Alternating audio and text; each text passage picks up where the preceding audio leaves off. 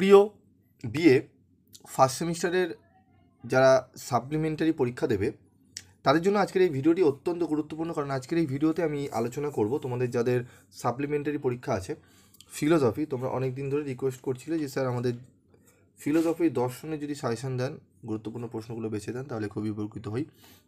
তো আজকে আমি তোমাদের গুরুত্বপূর্ণ কিছু প্রশ্নগুলো বেছে দেবো, যে প্রশ্নগুলো পড়লে আশা করি তোমরা পরীক্ষায় অনেকটাই উপকার পাবে। তো 15 নম্বরে জানো তোমরা 2টি প্রশ্নের উত্তর করতে হয় এবং বাকি 5 নম্বরের প্রশ্ন কিন্তু উত্তর করতে হয়। 15 নম্বরের প্রশ্ন আমাদের দেওয়া থাকে 4টে, তার মধ্যে 2টো করতে হয় এবং 5 নম্বরে আমাদের কিন্তু 5টি প্রশ্ন করতে হয়, আমাদের দেওয়া থাকে 8টি প্রশ্ন। তো আমাদের প্রথম প্রশ্ন যেটি পড়ব, ন্যায়মতে ব্যাপ্তি কাকে বলে? ব্যাপ্তি গ্রহণের প্রণালী আলোচনা করো। ব্যাপ্তি গ্রহের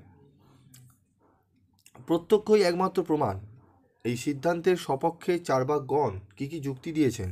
এই যুক্তি গ্রহণ করলে কী কী সমস্যার সম্মুখীন হতে হয়? বৈশেষিক মতে সামান্য পদার্থটির বিশদ আলোচনা করো। পরসামান্য ও অপরসামান্য কাকে বলে? সামান্যকে স্বতন্ত্র পদার্থ হিসেবে স্বীকার করা হয় কেন? শঙ্করাচার্যের মতে মায়ার স্বরূপ বিশদে আলোচনা করো। ন্যায়মতে প্রত্যক্ষের লক্ষণ আলোচনা করো। সবিকল্পক ও নির্বিকল্পক প্রত্যক্ষের পার্থক্য ব্যাখ্যা করো। ন্যায়মতে লৌকিক সন্নিকর্ষের বিভিন্ন প্রকারগুলি উদাহরণ সহ আলোচনা করো। যেগুলি স্টার মার্ক রয়েছে অবশ্যই পড়বে। বৈশেষিক মতানুসারে সমবায়ের সম্বন্ধের স্বরূপ আলোচনা করো। সংযোগ ও সমবায়ের পার্থক্য নিরূপণ করো। চার্বাকদের দেহাত্মবাদ সবিচারে আলোচনা করো। অলৌকিক সন্নিকর্ষ বলতে কি বোঝো? অলৌকিক সন্নিকর্ষের শ্রেণীবিভাগগুলি ব্যাখ্যা করো। ন্যায়মতে বিকল্প শব্দের অর্থ নিরূপণ করে নির্বিকল্পক ও সবিকল্পক প্রত্যক্ষের পার্থক্য দেখো। আগেও প্রশ্নটি রয়েছিল। সবিকল্পক প্রত্যক্ষের অস্তিত্ব কিভাবে জানা যায়? নৈয়ায়িকগণ নির্বিকল্পক প্রত্যক্ষের অস্তিত্ব কিভাবে সিদ্ধ করেন?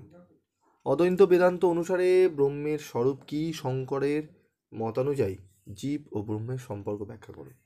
তো যেগুলি স্টার মার্ক রয়েছে সেগুলি তোমরা আগে পড়ো, ভালো করে পড়ে যাও। আশা করি তোমরা অনেক অনেক উপকার পাবে পরীক্ষা হলে গিয়ে। চলে আসবো এরপর 5 নম্বরের প্রশ্ন। তো 5 নম্বরের প্রশ্নগুলো তোমরা একটু দেখে নাও। সন্নিকর্ষ কাকে বলে? ন্যায়মতে লৌকিক সন্নিকর্ষ কয় প্রকার ও কী কী? চার্বাকগণ ব্যাপ্তিজ্ঞান স্বীকার করেন না কেন? সগুণ ব্রহ্ম ও নির্গুণ ব্রহ্মের পার্থক্য আলোচনা করো। অদন্ত ভাব ও অনন্যা ভাবের মধ্যে পার্থক্য লেখো। বৌদ্ধ দর্শনে সৎ ও ক্ষণিক শব্দ দুটির অর্থ নিরূপণ করো। চার্বাকদের দেহাত্মবাদ ব্যাখ্যা করো। জৈন মতে দ্রব্যের লক্ষণ কি? গুণ এবং পর্যায় বলতে কি বোঝায়? জৈনগণের মুক্তি সম্পর্কিত ধারণাটি ব্যাখ্যা করো। ন্যায় মতে সমব্যাপ্তি ও বিষমব্যাপ্তির সংক্ষিপ্ত পরিচয় দাও। পঞ্চাবয়ী ন্যায়ের অব্যয়গুলির সংক্ষিপ্ত পরিচয় দাও। বৈশেষিক মতে অভাব কয় প্রকার ও কী কী? দৃষ্টান্ত সহ লেখো। বৈশেষিকগণ কেন বিশেষ পদার্থ স্বীকার করেন? অদ্বৈত বেদান্তে মিথ্যার স্বরূপ কি ব্যাখ্যা করো। স্বার্থ অনুমিতি ও পরার্থ অনুমিতির পার্থক্য ব্যাখ্যা করো।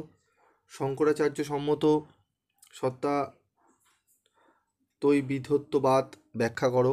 সমবায় ও সংযোগের মধ্যে পার্থক্য লেখো। শঙ্করাচার্য কয় প্রকার সত্তা স্বীকার করেন? এই প্রশ্নগুলো খুব ভালো করে তোমরা রেডি করো। আশা করি তোমরা এখান থেকে বহু প্রশ্ন কমন পেয়ে যাবে। আজকের মতো এটুকুই। দেখা হচ্ছে পরবর্তী ভিডিও ক্লাসে। সকলে ভালো থেকো, সুস্থ থেকো।